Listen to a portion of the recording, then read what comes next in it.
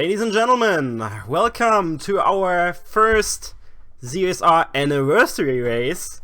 Actually today with the Link Between Worlds, which is out for 4 years now. And the Link Between Worlds community asked us to do a race stream. I'm Tresco, as so often I'm your host, even though I'm horrible at English, but that's like my business, my daily business. And for whatever reason,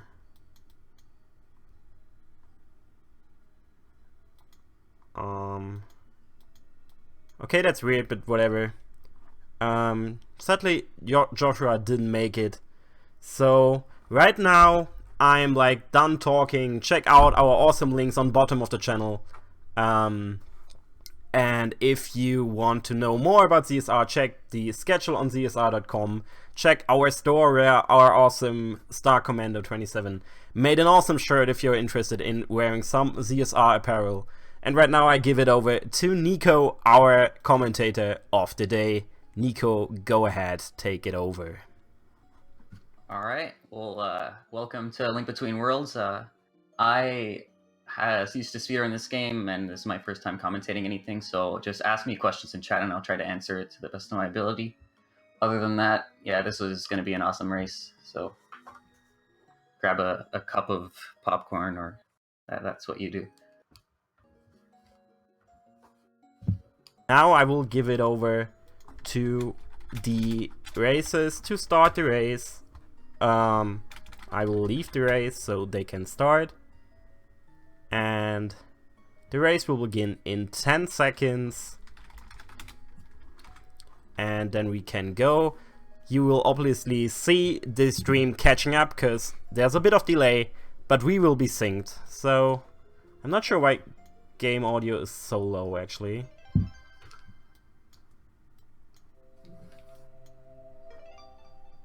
And we are good to go, and you can start Nico commentating. It should be good now. Alright, well, so the beginning of the game is pretty, well, the very beginning is pretty boring. It's just a lot of text. So text smashing is pretty simple. When you press A or B, or I think a bunch of other buttons, it'll bring up the full text box. And then after the text box comes up, you can press A again. So you just mash buttons. Luckily, there's not a lot of text in the game, and cutscenes, at least the big cinematic ones, are all skippable. So, yeah, goalie is waiting for you to leave the house because he's mad that you're still in bed and you're supposed to be helping your dad. So, alright, we're, alright, sorry, Mia just left the house. So the first, let me refresh it, because on my site I read is way behind. So the first weather vane, that's what you use to save. It's the only one in the game that's required. Goldie will not let you progress without doing that. So that's why we're saving here.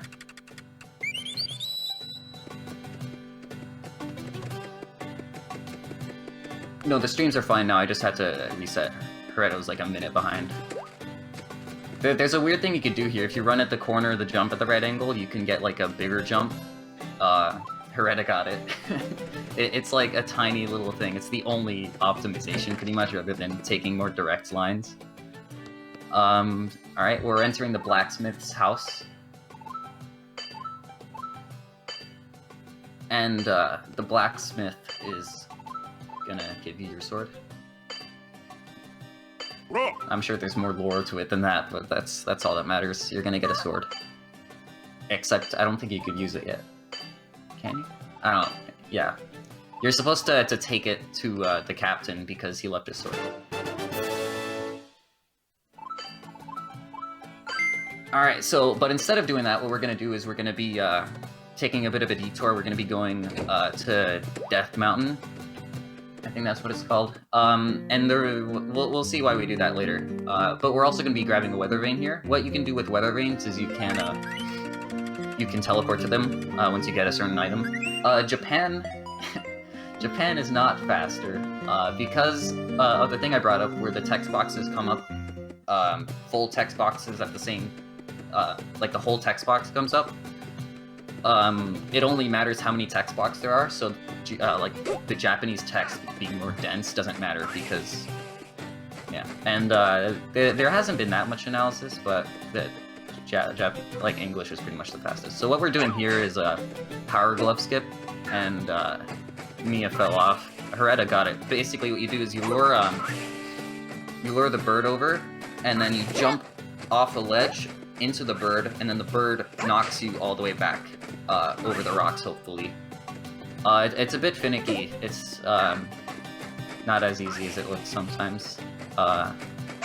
So, you know, we'll see. Right after here, every speedrunner's favorite part of speedrunning is RNG, and there's a lot of RNG at the beginning because you have to get enough rupees. You have to get 10 rupees before, well, we're going to be doing a death orb here.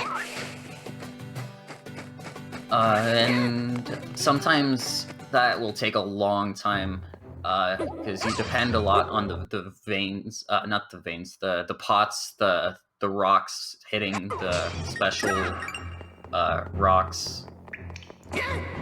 Okay, I guess I'll talk about why we did the power glove skip. Well, one of the triggers, I don't know this too well, but one of the triggers for a later sequence of the game, progressing the story, is either seeing this cutscene of like the rocks falling, or some other cutscene, and that causes Ravio to open a shop right away. So by doing a death orb, Ravio, you're not supposed to see him until way later in the game. Ravio is the shopkeeper who lives in your house. The way items work, yeah, you rent items with rupees, and if you die, you lose all your items. So because of that, you get like a huge access right away.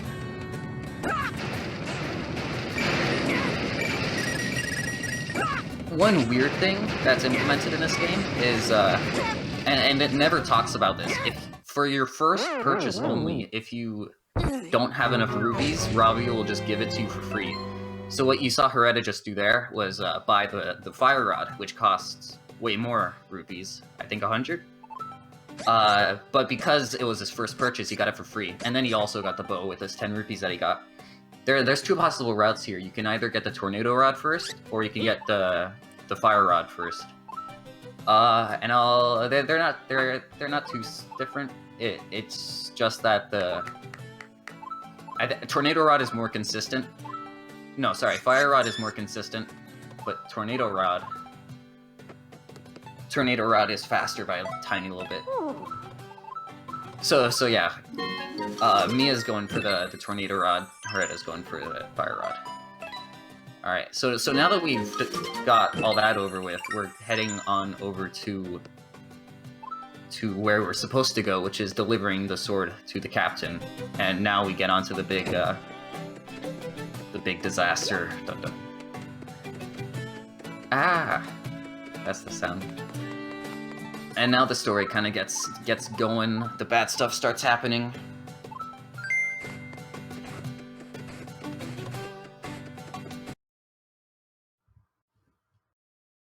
More text.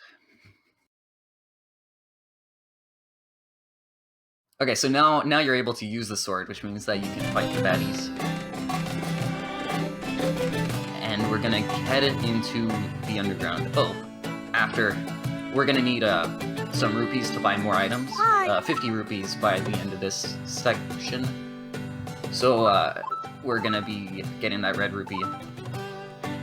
This is, there's not much to talk about in here. It's just kind of movement and getting rupees. You get the lamp, which is kind of a useless item, except in situations like this, but it's there to like introduce the system of items. More rupees.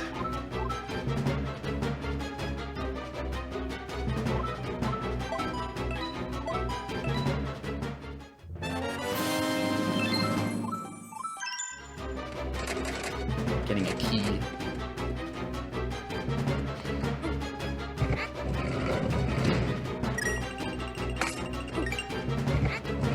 So here you can do a quick spin to kill all three of these guys in one hit. Sometimes yeah, it depends a bit on where they start moving. There's a bit of RNG involved. It's not too bad, but if they move the right way, you can move like in between all three of them and then hit them with one hit, which is pretty cool.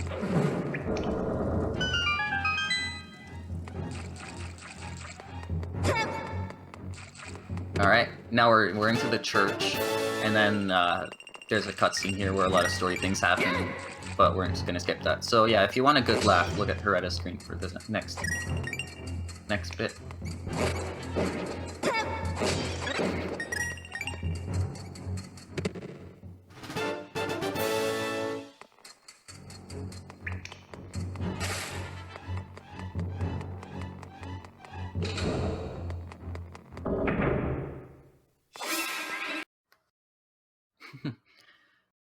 So right, hey, Mia got all three of them in one hit. The reason that happens is because you opened Ravio's shop, and now you're going through the regular sequence of like having Ravio just be there, because he doesn't immediately open a shop. There's like, I don't know, multiple sequences. So it puts in the first Ravio without removing the second Ravio, because it would never expect there to be a second Ravio. So now you have two Ravios in your house. And a weird effect of this is that you can the first Ravio, he's blocking the arrows, the bow and arrow. You can still get it, but it requires a weird, like you have to move the second Ravio in a weird way, and it's a bit finicky. So now Heretta just got the tornado rod.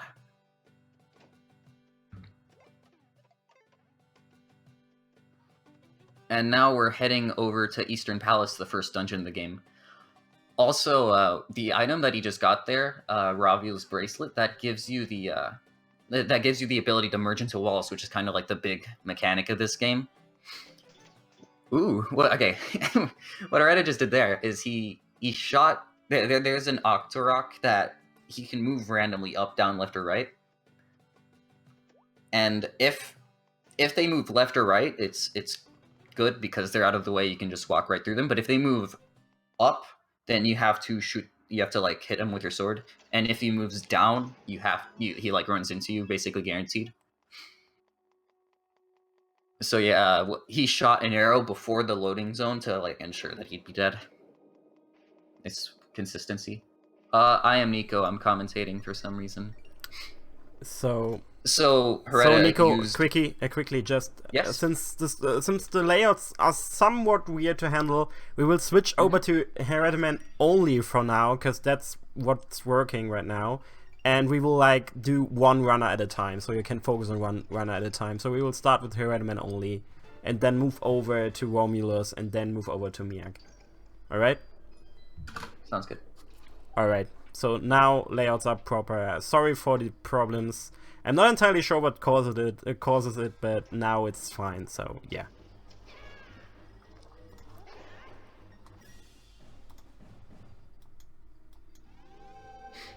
So what he did in the previous room is he went into a room to get some more rupees, because you need a lot of rupees in order to progress. He fell off of it, hitting that switch that's kind of hidden. And the first big... well, I guess Particle Skip is a big glitch, but another big glitch that's going to happen here. This is called a Tornado Rod Lift. So you're going to use the Tornado Rod. And it's kind of hard to explain. Not really, but yeah, you can watch and you'll see. But he's going to lure this this pillar thing, I don't know any of the names, over to the corner.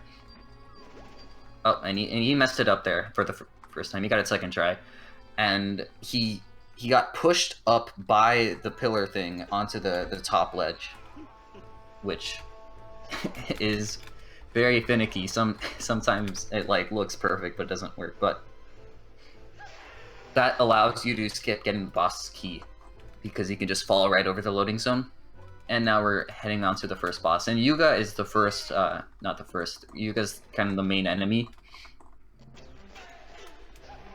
And she is being shot by arrows. This boss is boring.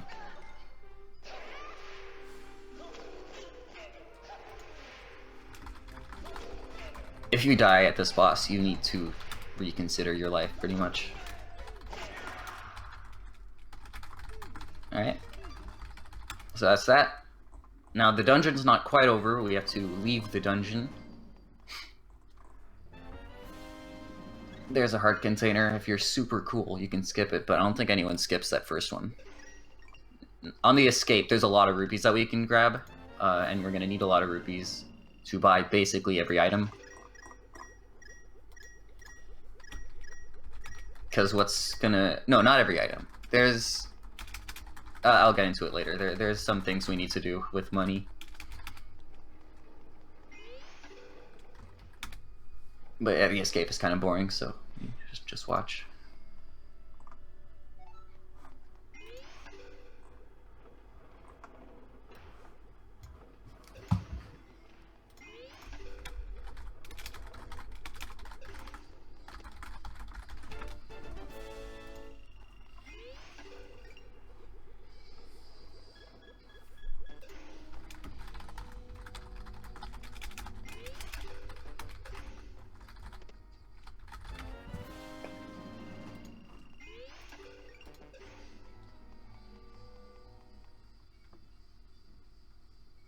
Alright, and we've left Eastern Palace. So the next small section of the speedrun is, in my opinion, the worst part, because it's a lot of going, just like walking back and forth between places. So first we're talking with Saha, that's his name, and he is a person, I don't know where he fits into the story. He does stuff. He's mad at the barrier. That's his character.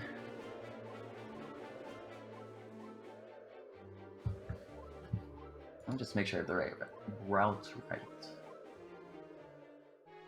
Yeah, so our first order of business is to be going, heading over to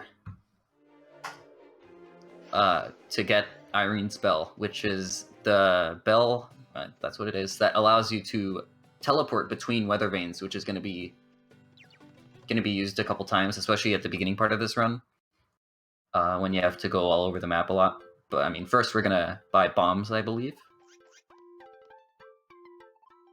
Nope, hammer. And maybe also bombs. I don't know. Item routes, everyone has like a different one. Not really, but I don't know them too well. Yeah.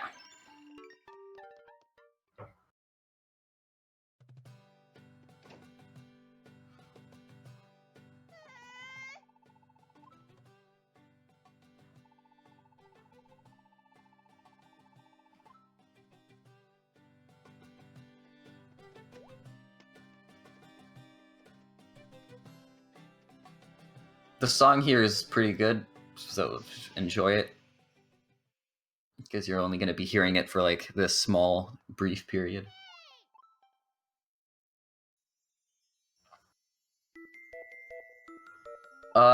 You would be cool, but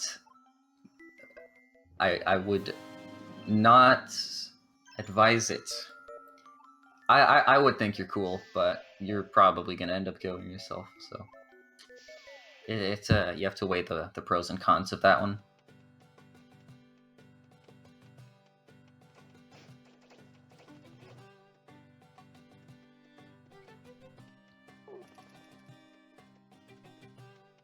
All right, we're gonna be getting another really cool weather vane here. Oh boy, oh yeah. And that is because we have to go back there. Does it make sense? Yeah, it makes sense. The reason he stays on the wall for so long is because if you... There's a small cutscene thing that happens at some point, and if you go into the next loading zone without getting off the other platform, you could just skip that. So this dude is the bad guy. He's the thief. The shady guy. Sorry, thief is later. And he stole something. I don't know, some pearl. So we're gonna buy the pearl now. Wait, no, did he do... I don't know how this works. But we're gonna be buying a thing. Yeah. That's what we needed so many rupees, because it's 200 rupees. And the thief is over here. Oh, never mind, I forgot that these rupees exist. This is more rupees. The scale. Thank you.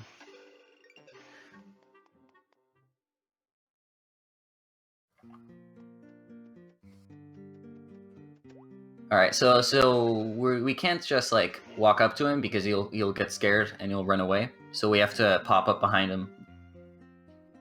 And he gives us one of the best items ever. The... What is it called? It's called a thing. It's called the running boots. The Pegasus boots. And that's the best item in the game. It's kind of the most broken too.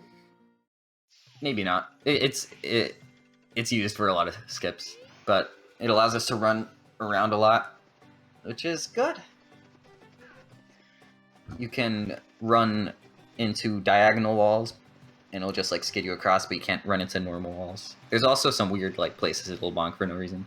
All right, so here is the fish cutscene. Well, no, she's not happy. There's a lot of cutscenes here if you just walk up right to her. So what Heretta's gonna do is he's gonna go to this pillar, place a bomb, and do a bomb rod. That's what it's called.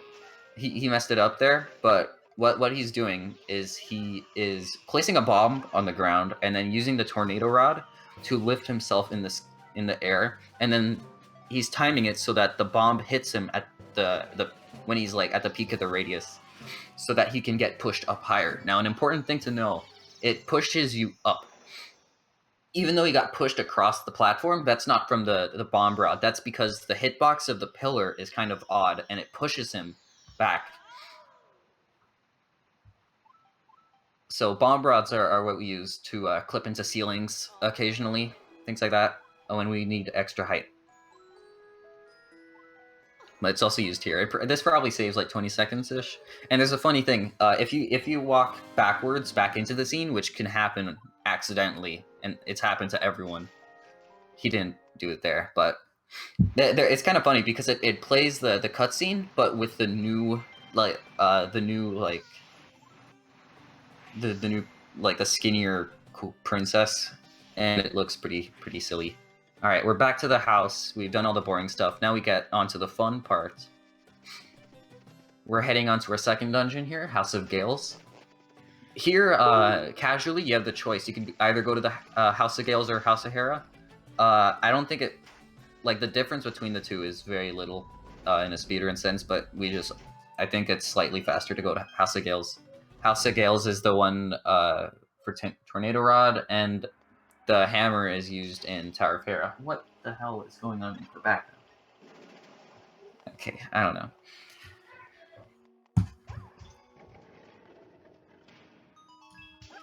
So he grabbed that pot to throw it on the orb, which is faster than jumping down there and then walking all the way back. No, this is a race. It's just that the stream is finicky. So we're doing one runner at a time. I'm sure you can find on SRL, and most people are still streaming it. There's some mod can post command. I would suggest we go over to another runner now, so we switch over to Romulus for now. And there we go, that's Romulus. Actually, he is showing something that we just saw, but whatever. That's totally fine. I'm still working, by the way, guys, I'm still working on fixing the two-player layouts. Because I'm not entirely sure what caused it, but we are still working on it, so we might be back with two-player layouts later.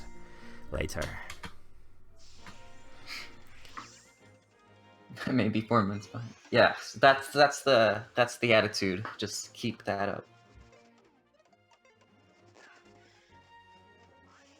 Ooh, your stream is 60 FPS. That's smooth.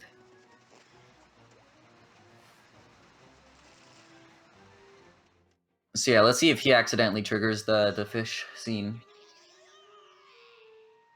The trigger is a rectangle that basically goes right up to the pillar. It's like you're really on the edge of it once you get up there. So it's if you just accidentally cut a corner too fast, it trigger it and it costs a lot of time. All right, we're good. All right, Romulus died apparently earlier. Dying is especially bad in this game due to, as I mentioned earlier, you lose all of your items, which means that you have to grind rupees back, and that just is insufferable.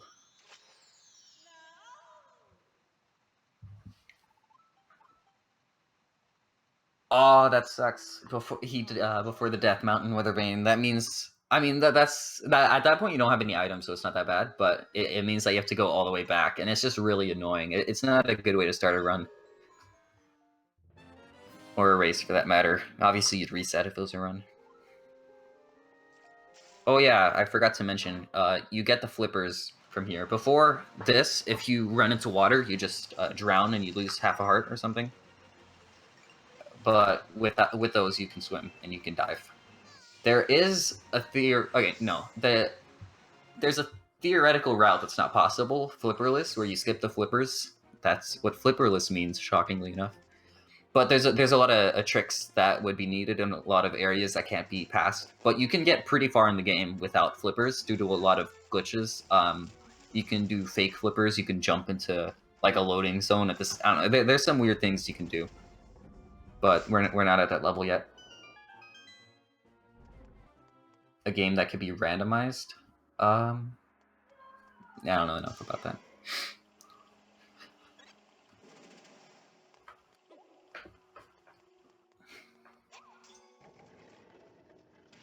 There were not really anymore. There are like bingos. I know that's not really what you're talking about.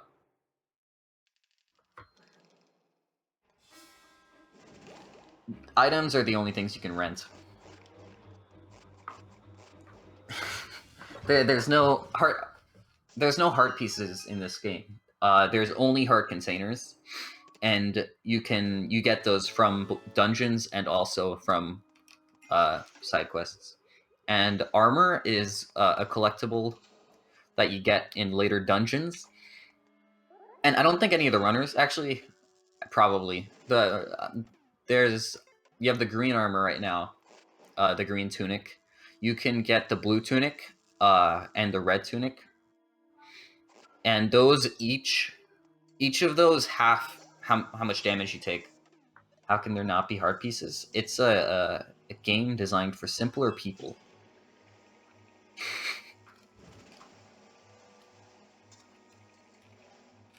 So House of Gales is cool. This last four, there's going to be a really cool skip called Hog, which is House of Gales. Skip, skip, skip.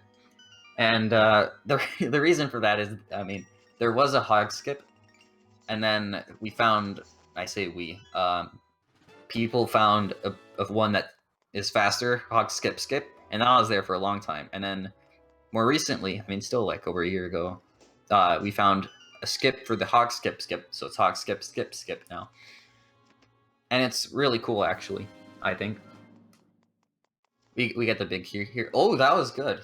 He walked between the fires. That's pretty hard. So what he's going to do is he used that tornado rod to lure the keys to the right spot. He's going to stand in the right position, and he uses the tornado rod, and then he gets damage boosted by the keys up into the loading zone. Normally, you'd have to trigger the vent so that you can jump in it and then fly up. What he missed there was kind of lame. He's doing a dash slide here. Okay, he messed it up again. I mean, yeah, you can't be too impatient here. During your after you dash with the Pegasus boots, stopping your dash, it involves like a pretty annoying animation. Well, if there wasn't if you couldn't exploit it, it'd be annoying. Where you like slide for a while after it, but for some reason during that slide you barely lose elevation, so you can use it to go across gaps that you wouldn't be able to go across, because obviously you can't jump. It's a Zelda game, Breath of the Wild. This boss is pretty easy. You just have to use bombs to hit it. It's really annoying if you don't get the strats right, though, because if you run into him, I shouldn't assume gender. Uh, you get bounced off, and if it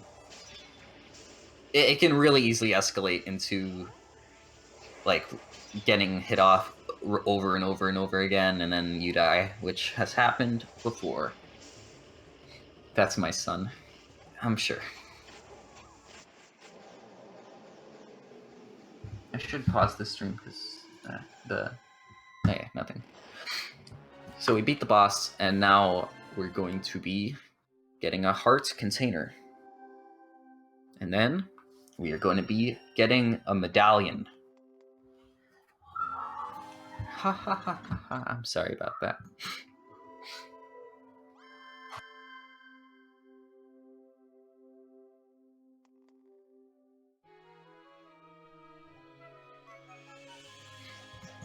Alright, so after this, the next place to go is Tower of Hera. And Tower of Hera has annoying glitch. Oh, did you not? Okay, he I guess didn't get the Death Mountain vein because he died there, and I guess he forgot in the second way. Normally you'd go to the Death Mountain vein that you get at the very beginning of the run, but you can't. Oh, he doesn't have that, so it's just a bit of a detour.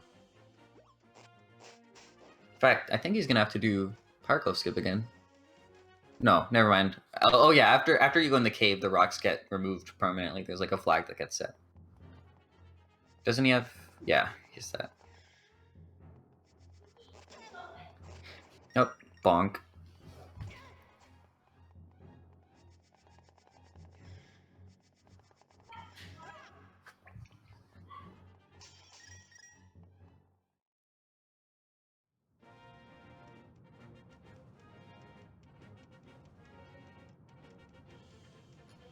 All right, so we're gonna be heading into caves, and caves have rocks, and the rocks roll down the hill, and then they can hit you. So you try to not get hit by them. I don't think he has to get this now because he teleported, but might as well. So he's gonna use the hammer here, and then he's gonna go behind them. Like these rocks aren't random, so you can, like, if you don't mess up, you know what you're doing. You damage invincibility through this. Blue, that's really admirable that you'll donate $0 for every bunk. This one's a tad more annoying, and there's a weird skip here. This isn't related to the dash slide thing. At some weird walls, and this is also used at a different place in 100%, you can go diagonally into the wall, and then just stay in the air. And because here it's kind of inconveniently set up, where you have like a fall right after it, so you have to time the end of it, right? And it's not that precise, but it's annoying. I still I buffer it in my runs. It takes like an extra half a second, but for consistency. Yeah. So now we're on to Tower of Hera, and Tower of Hera has probably it's like one of the most annoying glitches. This is the type of thing that takes you 1 tries, or it takes you 30.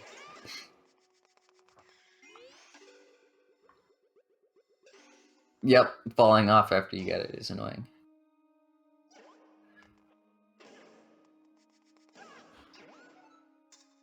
So going up to the spot is pretty uneventful, but once we get here, we're going to be doing a bomb rod, which was used in fish skip, but here we're just using it for the upwards.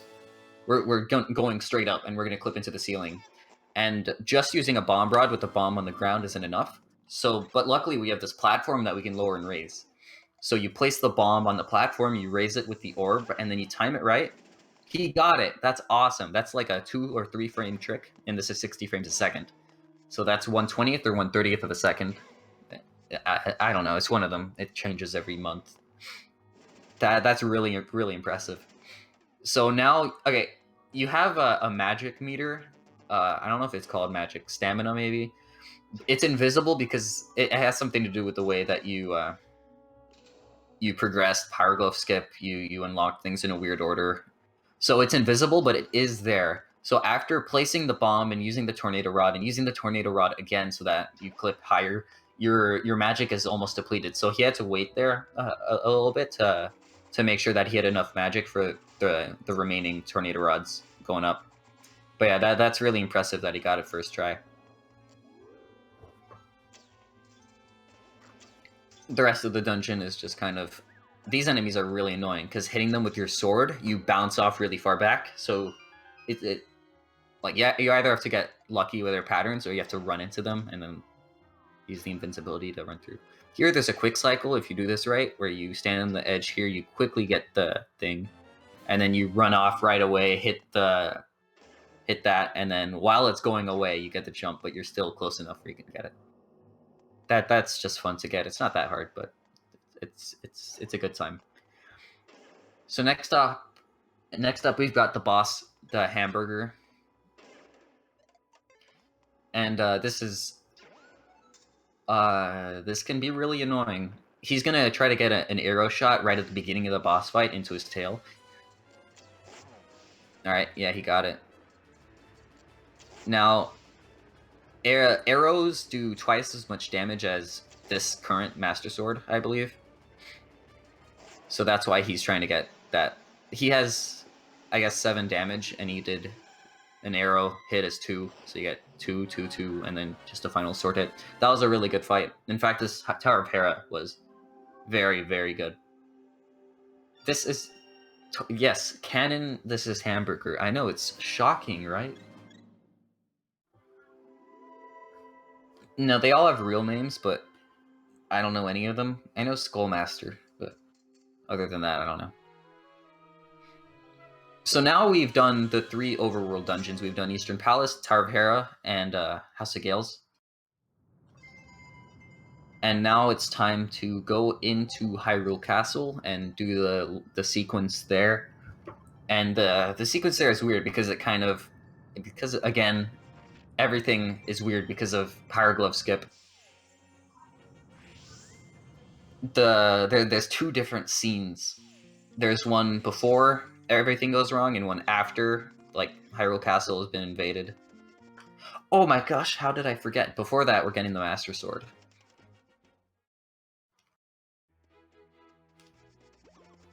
And before the Master Sword, you have the Lost Woods. Normally it's slower to bonk, but because the angles of the tree and the walls, after your bonk, you bonk back into a wall, and when you bonk and hit another wall, you just kind of can move again. So a weird trick here is instead of tracking his movement, you just look at their final position, and then you look at the one at the very right, see where he goes. He went to the right here, therefore, you'll go to the right here. And that makes it a bit easier. I mean, the first one's really easy, but this one, where you have to track 2 ghosts at the same time, I'm pretty sure you look at the top and the left one? I don't know. That's probably not right. But it makes this one much easier.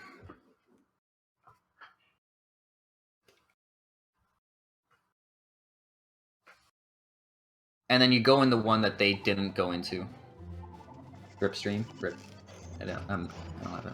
Okay, yeah, it's not top and left, but it's something. And then the last one, you just go straight down every single time.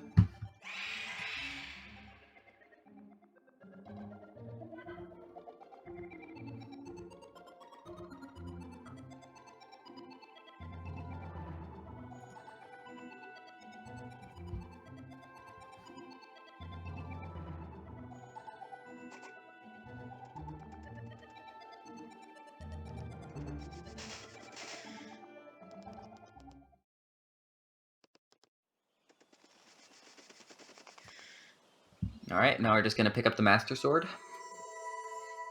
And the Master Sword is what lets you break the barrier that's surrounding Hyrule Castle.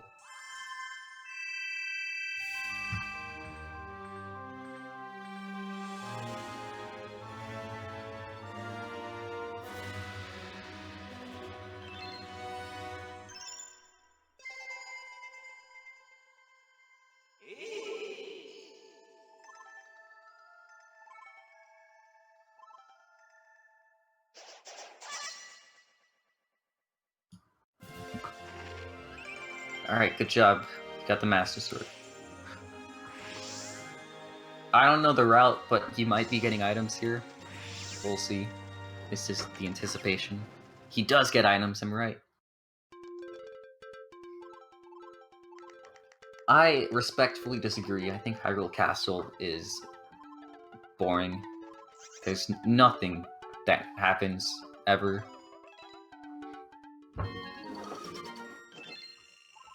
It's just walking around. There's like one skip. What's so cool about it? I probably shouldn't be arguing with chat. Ooh, this is important. So all this time, when you wanted to switch items, what he did is he opened the items menu, and then you switch with just by it's faster to drag it with the touchscreen. Sorry, my mouth is bad. But what he just got there, and this just comes from, I think, just being good enough, like far enough into the game. Quick Equip, which allows you to select items, change items without opening the items menu, and this just worked with the touchscreen. So there's some weird weird things where you try to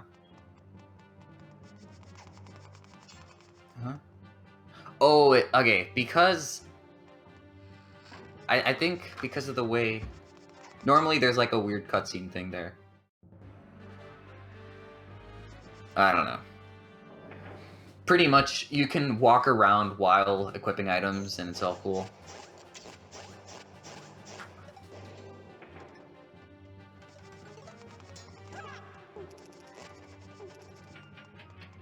So the annoying part of this is that you have to use the Pegasus boots, but you also have to avoid getting hit or like speared at by these guys.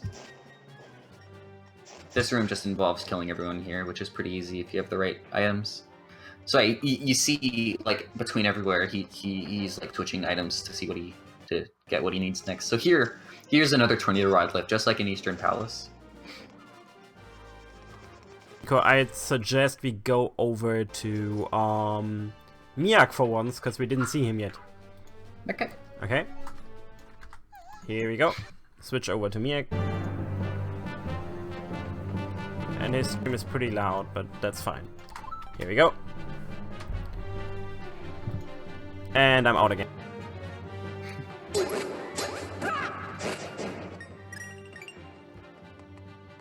Okay, so actually we came in at the perfect time. Miak is currently in Hyrule Castle, and there's... Right now, there's both the guards there, but there's also the enemies there. And those are from two separate states. So that overlap creates some weird cutscene. Actually, yeah, one weird cutscene. And you'll see that coming up right ahead. It's pretty good. Again, that's a weird spot where even though you bonk, there's a wall right behind you, so you could just walk right after. So yeah, you walk into the cutscene, you immediately disappear. Nothing is happening except for text boxes, which is awesome. And then you scroll up and you get... I forgot. Yeah, you get the charm from Zelda, who's in a dress. A weird dress. And then you sprint down as...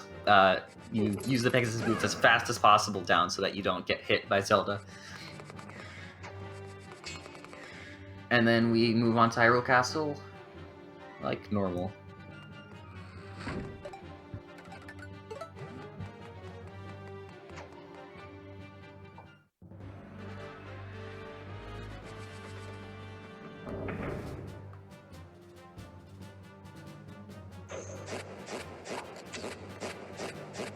So this, I didn't talk about this last time, but that enemy right there is more annoying than it looks like. Especially casually, because every so often after you hit him over and over again, he will just like throw like this, like a, I don't know, I think it's a spear. But what you can do is you can alternate. You can do 3 sword hits and then hit him with a bow, so that he just doesn't do that, and that makes it easier. That's just, you know, small thing.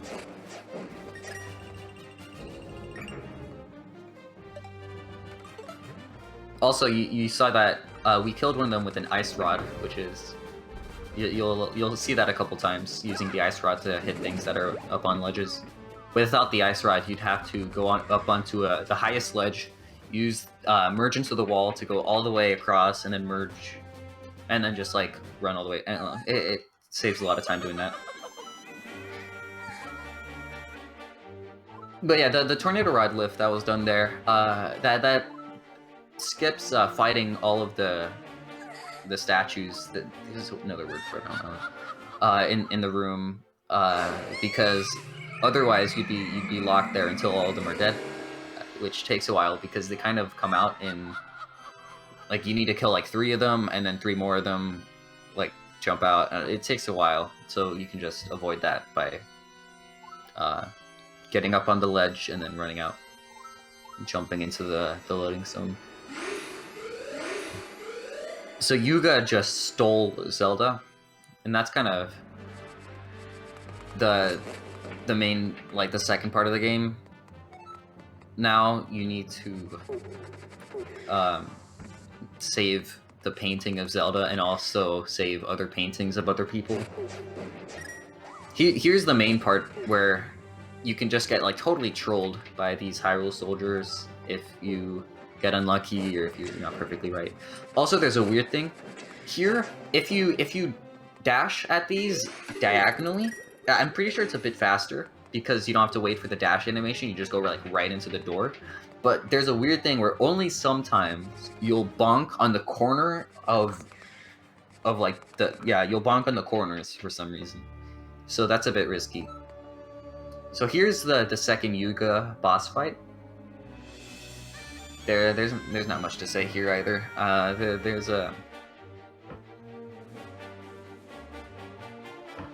There's nothing to say here.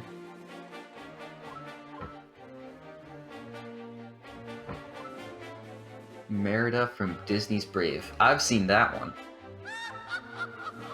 Is it random?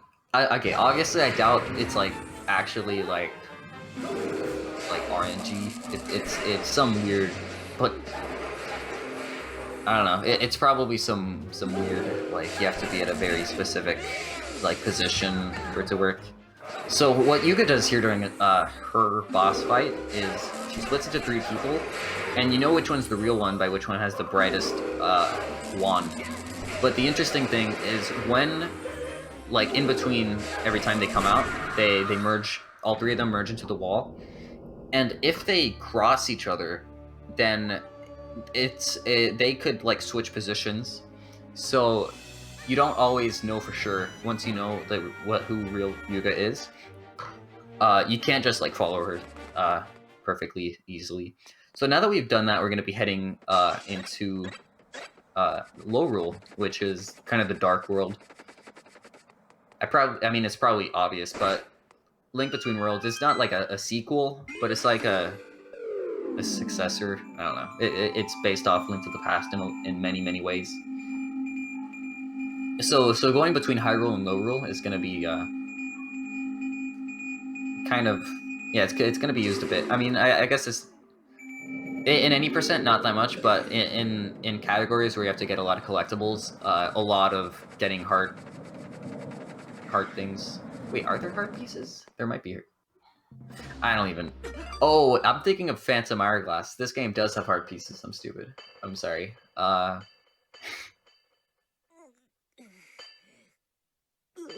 But yeah, a lot of them require you going like back and forth between, like you jump into a cave and then there's some things you can do.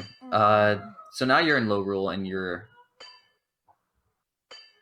Can I play this? No. There are 3DS emulators like that are like being worked on, but none of them are anywhere near good enough, and none of them are on Android.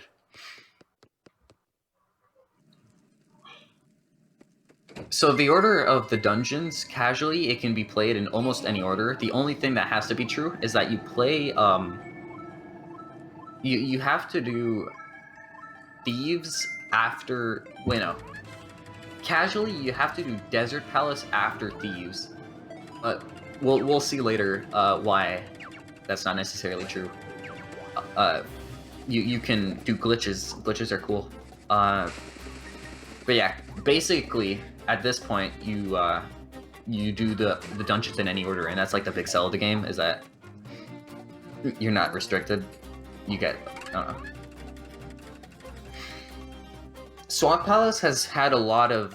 Swamp Palace is the first dungeon we're going to go to. Swamp Palace has had a lot of really interesting glitch finds in like really recent times, and like saving significant amount of time.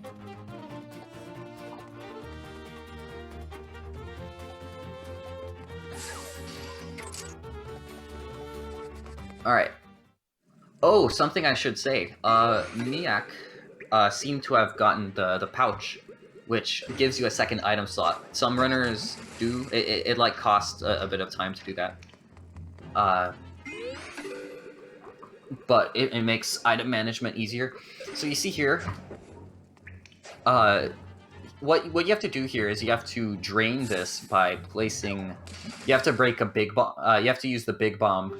I have a lot to explain here. You have to buy the big bomb, which costs a couple 100 rupees, and then you have to walk it over all the way from where it is to the Swamp Palace without it getting hit by any creatures, and then you break the rock, and then that drains it. But you can... This was really recently found. You can instead go on top of the torch and then do... I don't know what it's called. I'll call it an ice clip. Ice rod clip? That's probably it. You can use that iceberg that falls from the sky to clip into walls. And this is very helpful in Swamp Palace, as you can imagine. So we use that to both get into the dungeon, but we also use it to get to later parts of the dungeon. Before, you'd have to do a lot of moving, and then there's a... There was this weird dash slide that you can do before, but now it's obsolete. This is... Miak's struggling with it because if this bomb enemy, if you don't get onto the ledge at the perfect angle, you get hit, or you don't jump onto where you want to. It's really annoying. But with I'm sure we'll see it. Very consistent at the clip. That's harder than it looks, because you have to be on the right part of the ramp. Because the higher you are, the closer you are to where you want to be, but at the same time, you have to fall farther before you get into the water. Close to just a tiny bit too far to the left.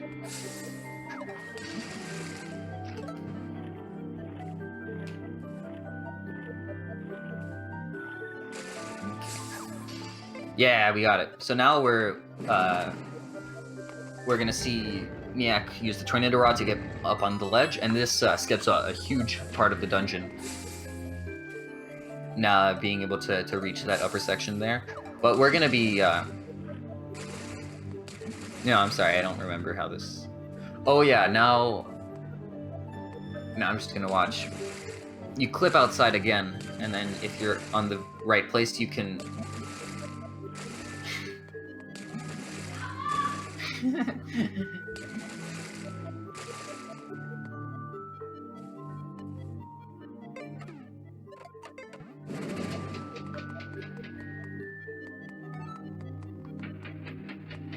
So that what we're trying to do is we're trying to clip up so we're next to it, but not on it.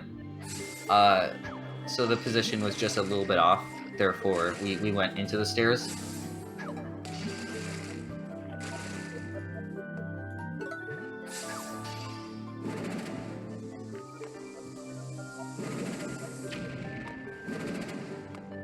This time we're good. Now we're clipped all the way up.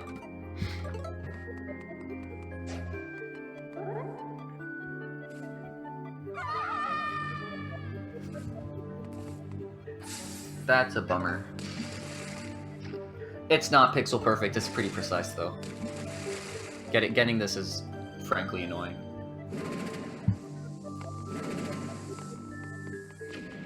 Alright, we're clipped up all the way up. Alright, so now we're... Oh, okay, so now I remember how this works. So the way this dungeon is arranged, the boss key, the boss door is like right at the beginning. And what we just did there is we went into a side room and we went over, and then we fell into the boss room instead of doing all the other stuff. And the other stuff, the reason this saves so much time, this saves like many minutes, is because a huge mechanic of this dungeon is raising and lowering the water level. And every time you raise or lower the water level, you have to go to this thing, pull it, and it's a long animation. So when you avoid that and all the other moving around you do, you save a lot of time. Unfortunately, that means that you can't. This dungeon has the blue tunic, which fast runners would get anyways.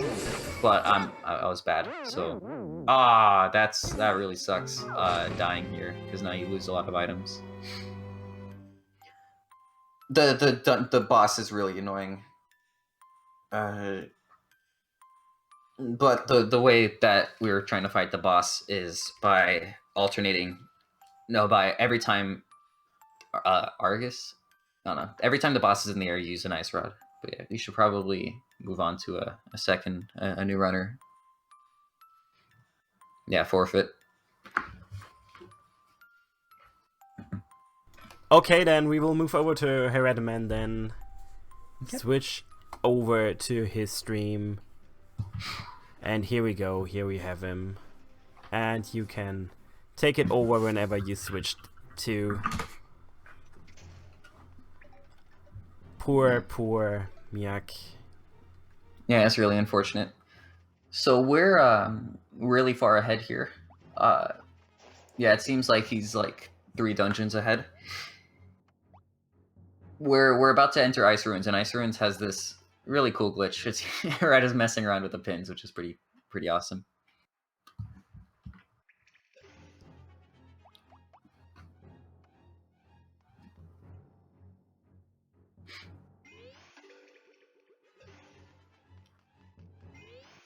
This section right before is a lot of waiting around and not getting hit off by keys that you'll see later. Tresco, could you mute your mic? I have a bit of a... Yeah. Dying there is... Dying anywhere in low rule means that you have to grind probably like hundreds and hundreds of rupees to get all your items back. So it's like like 10 minutes probably. All right, so there's 3 monster parts in this game that you can use to buy things from the witch. I think, I don't know. It's a really dumb thing. And the first monster part you get of each type, you there's like the small cutscene. It's not even a cutscene. It's like the text box that pops up that just says, "Good job, you got the thing." So a perfect speedrun would skip all of those, but sometimes they just fall on you, so. Yeah, it's an auto-scroller, exactly. So, Ice Ruins. Ice Ruins is cool because we get to clip into walls, which is... Yeah, actually that's pretty normal for this game. But the way this one works is kind of unlike any other one. Alright, let's see if okay, he missed it. Pretty much you're using these raising ice blocks, and if you run at the right time between the animation of you switching floors, you can just like clip in right into it. Oh, he did that so fast. I have no time to explain. He maneuvered himself outside, and it's weirder than it looks because you can just like fall in random places, and I don't know. He had a very specific way of moving around, and then he fell all the way down to the boss platform. Now, the thing about the boss platform is the trigger for the boss is the bottom half of it. So he landed just barely on the top part, the top half.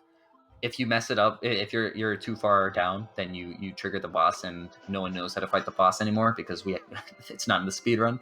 So yeah, triggering it is not fun. But yeah, that was really impressive. And, you know, Hereda, because he's a god, apparently, he skipped the heart container there, which is... It's insane. Skipping heart containers is... like, getting a heart container is... It probably takes, like, 2 seconds at most. It depends on where it is in the room. But at the end of the run, well, the final boss is it's very difficult, especially for a speedrunner, where we get the least amount of like collectibles. The way this game is set up, because it's so open-ended, you can either have like nothing, not nothing, but you can be super well prepared, or you can just be like destroyed immediately.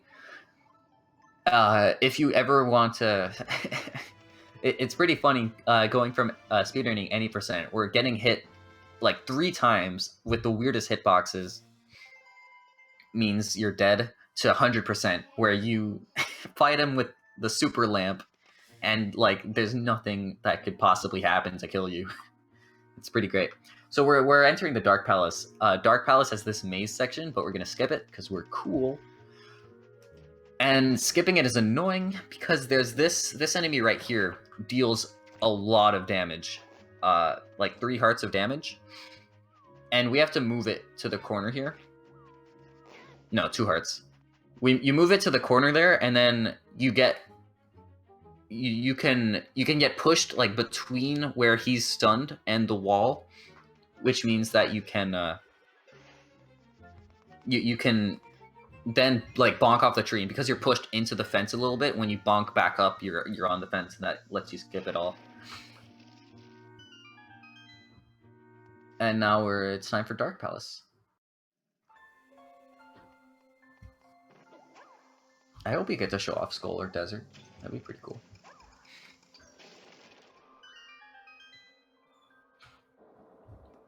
So Dark Palace is dark. You can use the torch here, but I mean, any decent speedrunner will have all the layout memorized.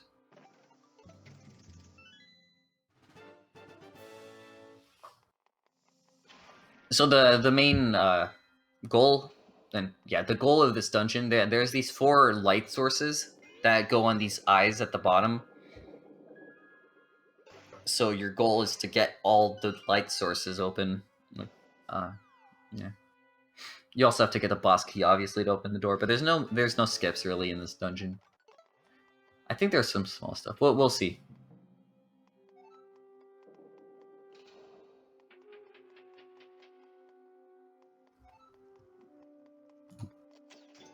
Oh yeah, okay. You're supposed to. I think the intended way to deal with those like rotating wall things is you place a bomb and then you walk over, you merge with the wall. But we're too fast for that. So you shoot an arrow and you like basically like get pushed. Yeah, just revealing light sources. That bonk was like the only reason was to space yourself close to the door. There's this insane thing you can do where if you enter the door on the same frame that the cutscene for the light starts, you just skip the cutscene. But no, that's insane. Especially because I think once you open the door behind you locks, I think. I don't know, no one does that, I don't think. These enemies are really annoying because when you hit them with your sword, you get knocked back, and because you're on small platforms, small walkways, you can fall off really easily. Here is probably the only skip. This isn't intended for sure. You can use the ice rod there. I think there's some other weird thing that you're supposed to do otherwise, I think. Here you have to throw bombs onto the things. You can't be standing right next to the wall because the bombs will just hit the wall. So what you do is you use the sword to space yourself a little bit. That's what they're doing there. Because you place bombs, you have to... Actually, no. This next boss here will involve a lot of bomb placements, which drain the hidden stamina meter. Again, if you're just joining, the stamina meter is there, but it's missing because of some glitches we did at the beginning. What Heredit did there, he placed 3 bombs at the bottom there, which will allow for a quick first phase. You see, he got hit 3 times his skull, and all he needs is a 4th bomb, and then that's how quick first phase is. But now his he's out of magic or stamina or whatever it is. That was really good. He just hit him a lot, and then he's good. When he screams like that, what you have to do is you have to light both of the torches. When you're dashing, you can't be hit, so you just kind of go right through him. And it's RNG how many times he does that, how often. So you have to kill him really fast, pretty much. No, I don't think you're supposed to use the hammer. I think it's bombs. Hammer is like none of them have like required. I know. They all have sort of like you should have this item if you're in this dungeon type things. This dungeon is like you should have bombs because you're breaking everything. Is he gonna get the heart container? Okay. He's a human being. That's good.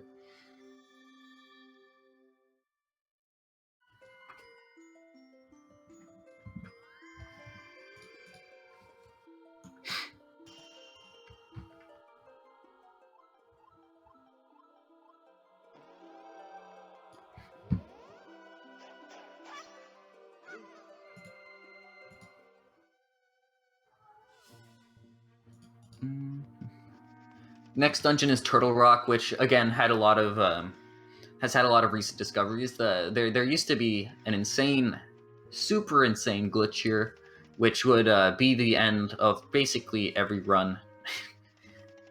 Well, I mean, some people were really stupid good at it, but it's a one-frame bomb rod pretty much, and it's just annoying. Oh, here what he's gonna do to get on this ledge, he's gonna use a fire rod, damage boost, and that allows you to maneuver past some rocks, I think. Wait, no, sorry, that allows you to fall into the water, which you shouldn't be able to do here. Yeah, but now Turtle Rock is thanks to Bunny Bye, I think that's how you pronounce it. We now have both the Swamp Palace stuff and this. Bunny Bye is the one who found like all of the recent skips, and super awesome. But yeah, the first part of the dungeon is pretty much getting to the second part of the dungeon, so not much to. Yeah, you're gonna be walking over here. I think there's some stuff that you should be doing here, but I mean, we skip right to the end, so yeah. He uses the ice rod there. If you mess it up, then they can hit you with their fire things, which seem to not have a Y dimension, so they just hit you no matter what. If you're close to them. Alright, so what we're gonna be seeing here. Let me see. What okay. So that Whiz Rock will. Yeah, okay, just watch, it's hard to explain. So right there, this glitch is so awesome, I love it. The Whiz Rock hits, like launches the magic thing at the right elevation where you can stand under the ledge, the platform, which is after the boss key, and just go right up into it. And it's like pretty easy to do, at least compared to the old one. So finding that was like, it was really awesome. But yeah, that was really clean. The Turtle Rock boss is simple enough. You just have to hit it enough times.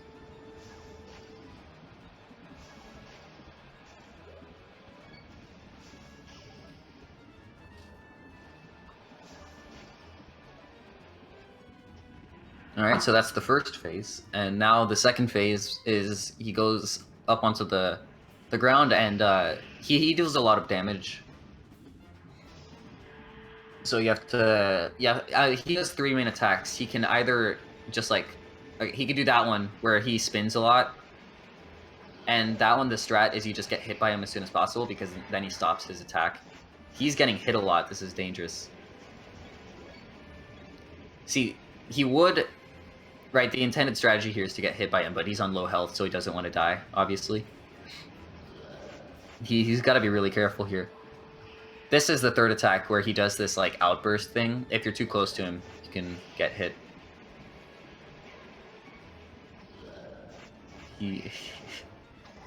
he's got to be really careful. These hitboxes can be... Oh, no. That sucks. Alright.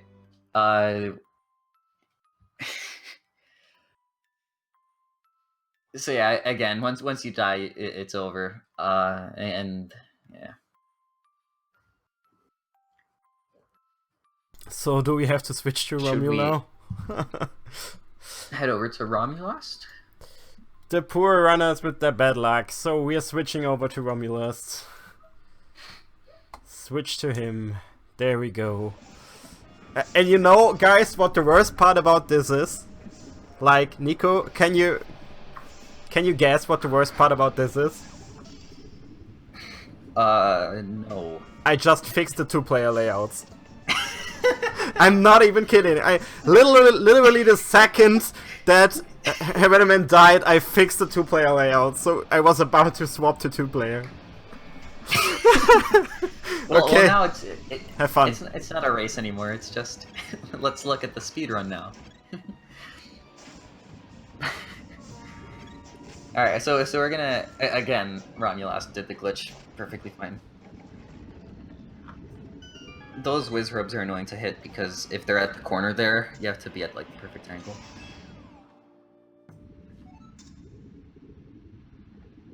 All right, let's see if Romulus can do what Hereta couldn't do.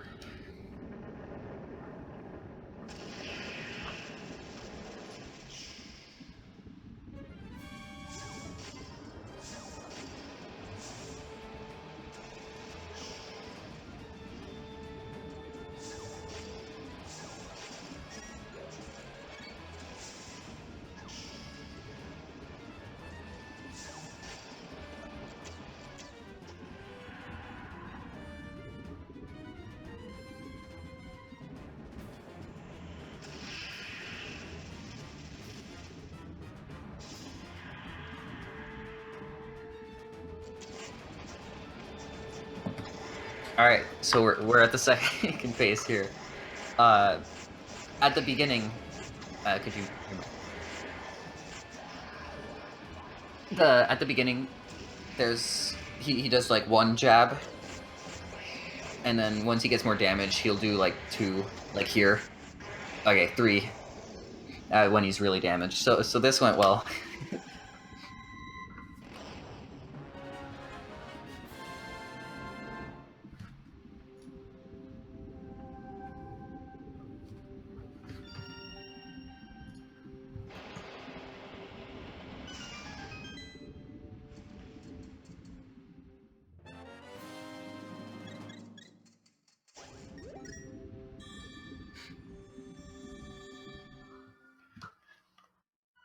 Alright, I'm not sure what dungeon Romulus is going to next. It's a mystery.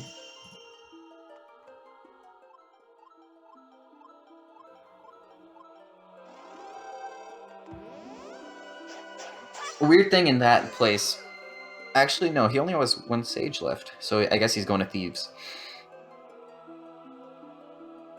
In that place, normally you can't move for the first couple of seconds, but you can like press A and then you can move after that. It's weird how it works. You're hype about that death? Yeah, it shows how brutal this game is.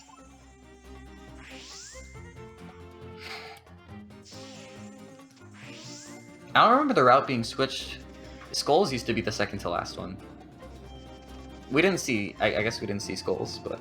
Skulls isn't that exciting, I guess. Skull.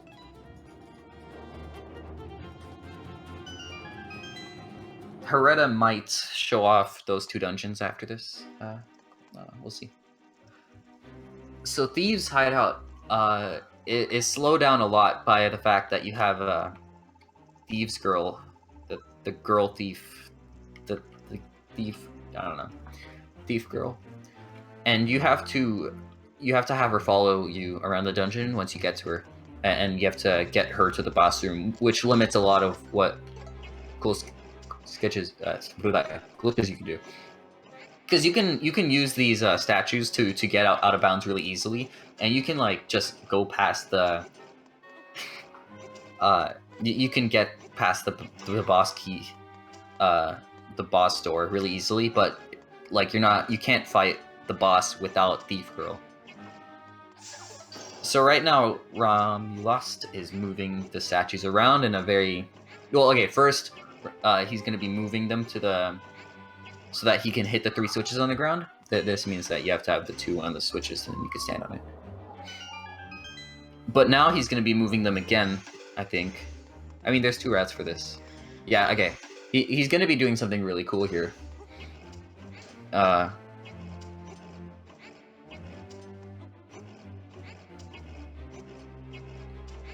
So he's going to be placing his first statue right past the gate, and then he's going to be placing the second statue on top of the gate, which means that once you switch the gate, that happens. It gets pushed over and slides onto you, and then you get pushed through the ground. And now, because you're kind of in between the floors and the game doesn't really know what to do about it, you like alternate, you skip back and forth, and now you're on the ledge. And if you fall off the ledge, it really sucks, so you have to be careful here. So now you're progressing through the dungeon, and if you do a dash at the right spot, you fall there, and now you're at the mini-boss. Not bad. And the mini-boss is annoying, but where are we gonna see a 2-cycle? Nice! Getting a 2-cycle there is really hard, because you have to get all of them. You have to get all of them with one hit in the second one, and because of the way that you hit them, it changes how they like respawn. It can be hard. So now we meet Thief Girl, who's every speedrunner's best friend. And yeah, fun fact. Years ago, I was doing this run in a marathon with friends, and of course, marathon luck, I found a new soft lock, and I got like stuck in the wall because Thief Girl was annoying. So if any of these moblins catch Thief Girl, if Thief Girl gets attacked, she gets dragged all the way back to like her cell, which means you have to go all the way back there and then rescue her, and then you have to do what you did again. So you have to be really careful about that when you're fighting enemies. This room is just a lot of navigating. There's one small skip that I'll mention later.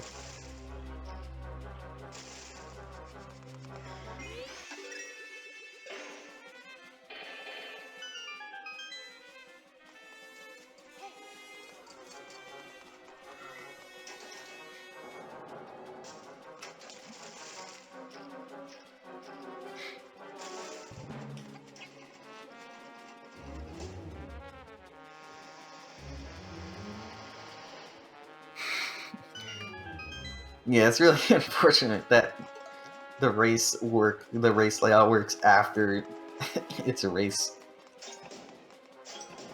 So what we're going to be doing here is he's going to be walking. He's just going to skip that other red platform. If you step on it, if you accidentally step on it, there's a mini boss. Not a mini boss. There's a cutscene where like enemies spawn and stuff. So you, and then past there, you have a lot of rupees. Yeah. Or do you have... No, I think there is a... one of the... I don't know the word for it. Ores? I don't know. You can strengthen your sword. We don't do that in any percent, because it takes too much time and it's not worth it. We used to, though. That's not anymore. But yeah, now that we've got Thief Girl, the dungeon is simply getting back up to where we were before. This room is kind of cool. I don't know. You walk around and then you step on switches and then you go into gusts of wind. There's nothing really to it though. You got to make sure that Thief Girl doesn't get like stuck. This room has some moblins. These are hard to deal with because there's a lot of corners, and if they they can get stuck, and then I don't know. It could be annoying. So what he did there is he placed 2 bombs in a certain arrangement where he get pushed off to a place where he can't really, where the moblin's not an issue, and then you can finish him off. So up here, this is where you get the boss key, and what you can do instead of right. What Romulus just did there is by going on that back thing, you can skip waiting to merge with the moving platform, and that saves a bit of time. So this boss is a skull something, I don't know, but using the hammer we can really abuse. No, it's not skull. I don't know. It's a pirate. So the first phase is really easy. Okay, so the weird thing about the hammer, I don't know why it does this, but when you hit it in the hammer and you're close enough, it'll hit him twice. So you see, it kind of does like the duh instead of just doing 1 damage, which really speeds up this boss. It makes it trivial.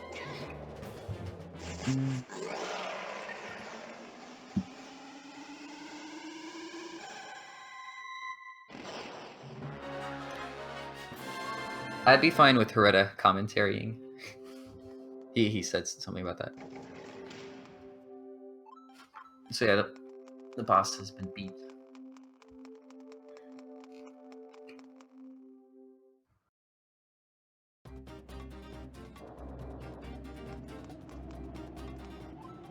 Hello. Hi. So, stuff happened, apparently. This race is pretty epic, I guess. All our races in A Link Between Worlds usually go like this. Everyone forfeits. So I'm glad I can contribute to that.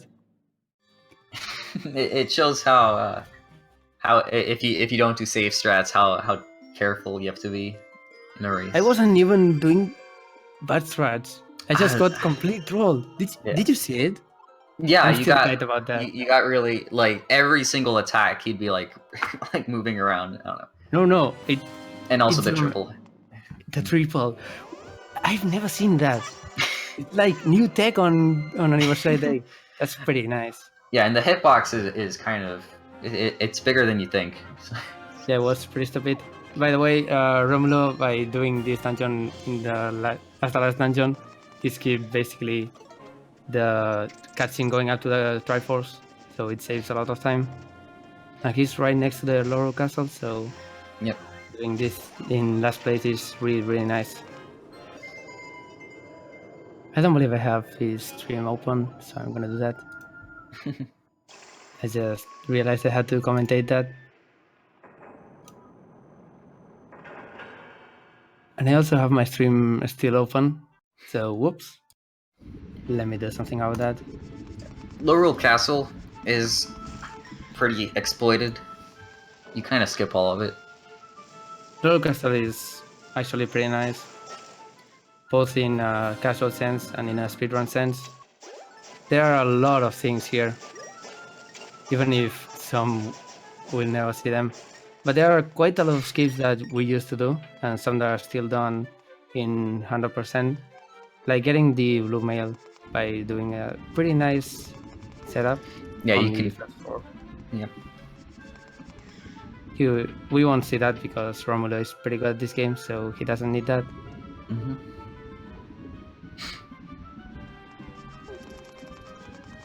Nope. Too good for the tunic. So trial skip, because this is a Zelda speedrun, of course we can skip the trials. This bow shot is kind of weird. Really stupid, but he's gonna do the alternate trial skip, which is a setup that some people say I found. It's not. I appropriated it from Bunny and he gets it. It's really free. This used to be with a single bomb, which is a frame perfect input sometimes, and it's pretty stupid. But alternate trial skip is really nice. So when you rebound with a hook shot and you fall off a ledge, you'll jump really high into the wall, and you're exploiting that, and then you're getting hit by the big bomb up out of bounds. Yeah, and the big bomb hitbox is super big, so it makes it really easy in that setup. So Of now course, we you got need the positioning. you, Ganon. If The he dies to you, hitboxes are weird. If he dies to Ganon, this will be a perfect race. But yeah, Ganon with regular Master Sword takes 64 hits, so it's a really hard fight, and he hits really hard. Like, he can do up to 5 hearts of damage, so sometimes he can 2-shot you, or even 1-shot you if you didn't get any heart containers.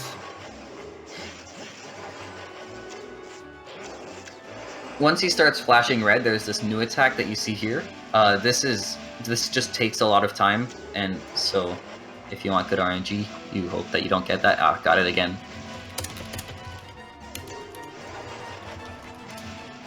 Every time that attack happens, you lose some time because you can't attack him. Yep. So yeah, you ideally Oh my want God. 0 lasers. Jeez. That's why I never do this strat. Some people just go for an arrow there.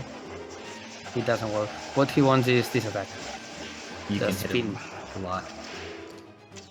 You can also see where he's going by the particles, so you can go there and hit him sometimes.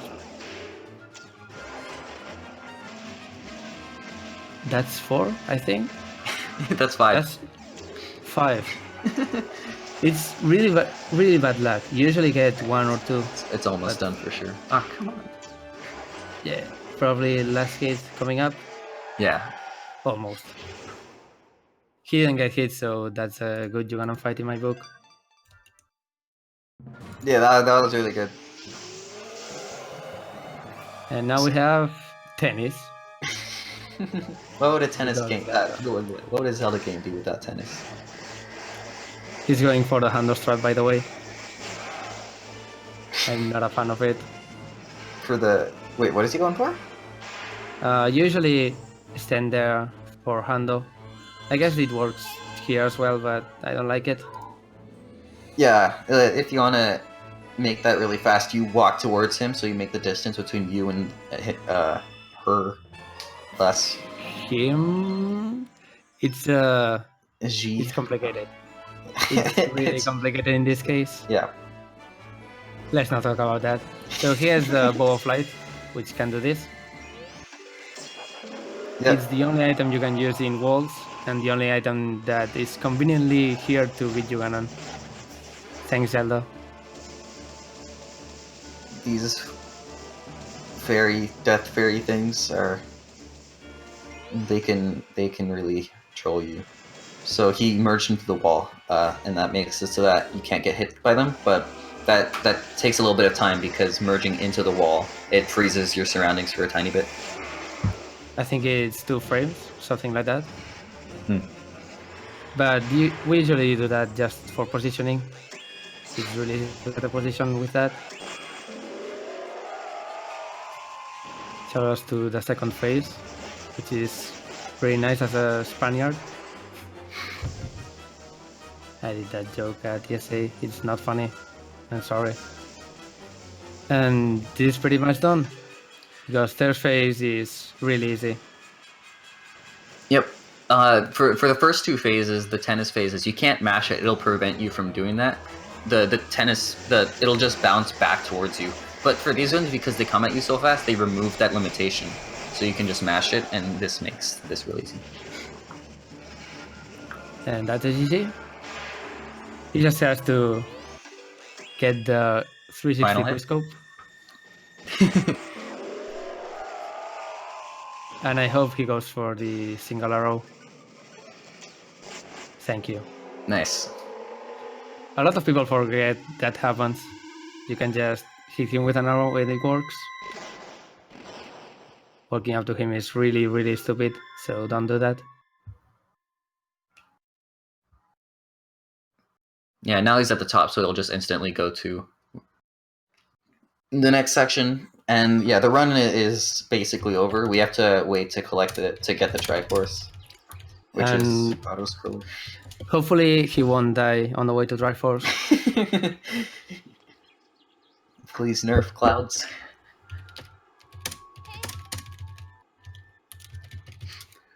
It's one of the hardest skips in the game.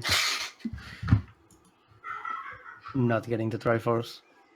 As in, if you fail to get to the Triforce, it's really hard to explain yourself. Don't accidentally soft reset. That's the goal now. And he's gonna finish with 128 probably, That's or 129. It's pretty good considering he died before the weather vane at the start. And time. So Romulo finishes with 128.38 looks like. Official SRL timing of 128.32. Okay. Which is pretty good. Definitely pretty good. It's in the top, I want to say top 10. Probably not. Before all the Swamp Palace stuff was found, that'd be like sub 130 would be like really high up on the leaderboards. Definitely. Sub 130 is now pretty free. I still have like a 139, but Because you don't run this anymore. fair enough. I don't feel like it. Right. But yeah, that's Link Between Worlds. I don't believe we are gonna switch to Ocho. Unfortunately. Is Ocho streaming? Apparently no. So, I think not. So, Never mind then. just to defend myself, the stream, the counter on stream was still running, the timer was still running, because Ocho is still running just off stream, so we can't sadly show him. And with this, Romulus, as the only one on stream, in true A Link Between Worlds manner, finishes with a 128.32, and yeah, I have flashbacks to ZSRM where like Romulus and Herediman raced, and I believe only Herediman finished this time. He got the revenge this time. Yeah, and this time Romulus finished the race. So yeah, that's it already. After 128.32, the race is already over. Guys, Nico especially, thanks for doing awesome commentary, and Herediman, thanks for jumping in like for the last 15 minutes. It was really cool problem, having man. you both on here. And yeah, it was a short, quick community race, an anniversary race. 4 years of Link Between Worlds, and runners are still soft locking left, right, and center. Shows how hard the game is. So people, I hope you got into A Link Between Worlds today and feel like, hey, I need to run this game. I will be running this game, and I will be part of the next A Link Between Worlds race. I would be happy. I'm pretty sure the community would be happy to see you joining them. And well, Yeah, definitely. Guys, what the fuck was that? Guys, Huh? guys, any last words from you? I personally want to thank you for actually having the race on ZSR, because we did it in a really, really short notice. Yeah, that's true. That's basically my fault. No, don't. This community... No. Let me talk. This community usually dies for a long time when there are no tricks. So we had a really, really long period of nobody talking on the Discord or anything. And then someone, I don't know who actually did it, but someone started running. I think it's Joshua, which he should have entered today, but he didn't. Joshua started running and revived the community, and I said, hey, in like 2 weeks, the game will be 4-year-old. So why not have a race? Are we a toddler now, or I don't know how the age divisions work. I have no idea either. And yeah, Romulus just said a perfectly fine thing. A Link Between Worlds races are definitely doomed on ZSR's channel. So I can say for sure A Link Between Worlds will never happen again on ZSR. No, just kidding. We will be back like later next year, or during Zelda Speedruns Marathon, which will be in March next year. Ooh. Just Maybe pointing that out maybe right we now. should have. I don't know. Maybe we should have a hand-on next time, so we can die even earlier at Kukos. Oh god, I can see that happening. Maybe we are not doing a race then. So I'm slowly fading out Romulus stream, going over to our end screen, which you can see here. And yeah, guys, Herediman and especially Nico, Ooh, thank you. Oicho's almost done. But yeah, commentating this was awesome. Cool. I had a lot of fun. So Oh, I Yeah. muted myself by accident. So yeah, guys, thank you for being around. I had a blast with you, and well, we wish best of luck to Oicho to finish. He already finished, He just finished? Did he? or he's about No, to. he's about to finish. So we wait for him to finish. I will tell you the final time, and then I will leave you to the final, to the end screen with some Link Between World music. And then we will be back on Saturday, actually, so in 2 days already. And then we will have some more racing with the Wind Waker HD, all dungeons. So I hope you guys tune in then. Oicho just finished with a final time of 1:34.26. So our race is done. Which is actually 21st on the leaderboards, Cool. pretty good. right behind Atobi 3 years ago. Okay, guys. So that's it for us today. I will mute us and my mic, and then we are out for today. Good night. See ya. Have a nice day. It's already night.